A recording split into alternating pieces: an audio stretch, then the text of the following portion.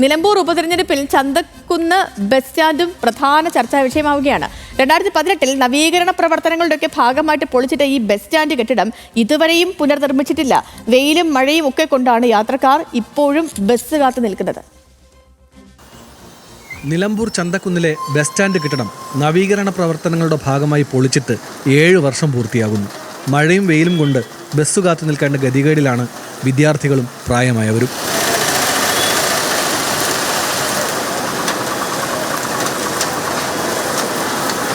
വ്യാപാര സ്ഥാപനങ്ങളുടെ മുൻഭാഗത്താണ് യാത്രക്കാർ ഇപ്പോൾ ബസ് കാത്തു നിൽക്കുന്നത്.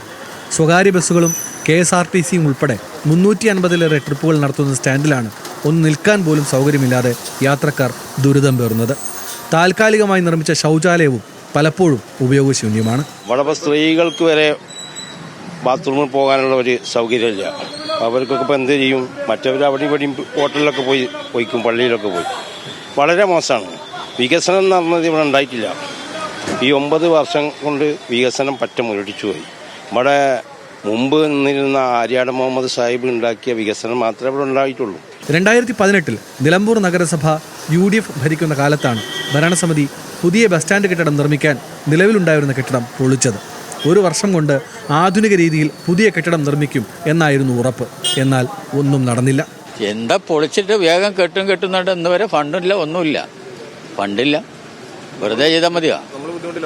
ബുദ്ധിമുട്ടാണെന്നോ പറയാനുണ്ടോ? എത്ര ആളുകൾ യാത്ര ചെയ്ത് പോകുന്നതാണ് ഇവിടെ?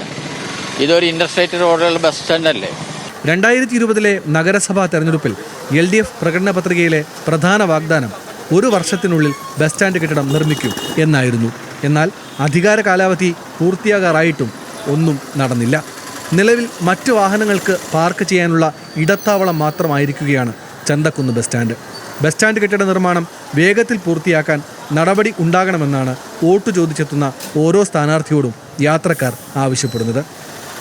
ബിബിൻ K. വിജയനൊപ്പം ബെൻസൺ ബാബു മങ്ങാട്ട്, ന്യൂസ് മലയാളം, നിലമ്പൂർ.